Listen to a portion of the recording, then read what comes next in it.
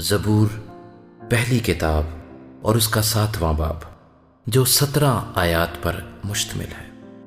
اے خداوند میرے خدا، میرا توکل تجھ پر ہے، سب پیچھا کرنے والوں سے مجھے بچا اور چھڑا۔ ایسا نہ ہو کہ وہ شیر ببر کی طرح میری جان کو پھاڑے، وہ اسے ٹکڑے ٹکڑے کر دے اور کوئی چھڑانے والا نہ ہو۔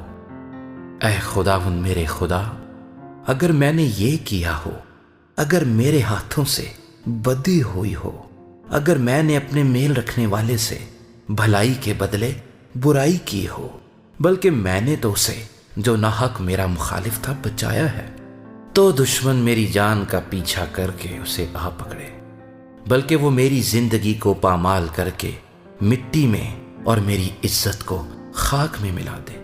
اے خداوند اپنے قہر میں اٹھ، میرے مخالفوں کے غضب کے مقابلے میں تو کھڑا ہو جا اور میرے لیے جاگ۔ تو نے انصاف کا حکم تو دے دیا ہے، تیرے چوگرد قوموں کا اجتماع ہو اور تو ان کے اوپر عالم بالا کو لوٹ جا۔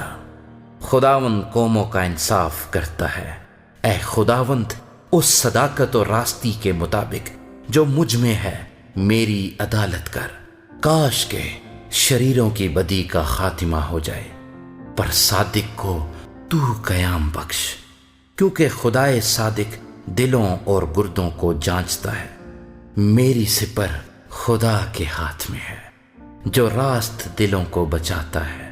خدا صادق منصف ہے، بلکہ ایسا خدا جو ہر روز قہر کرتا ہے۔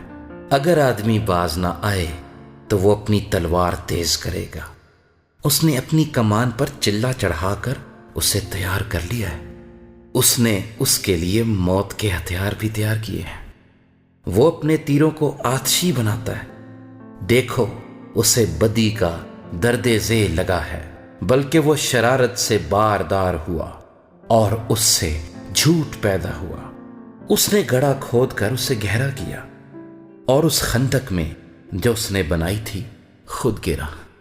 اس کی شرارت الٹی اسی کے سر پر آئے گی، اس کا ظلم اسی کی کھوپڑی پر نازل ہوگا۔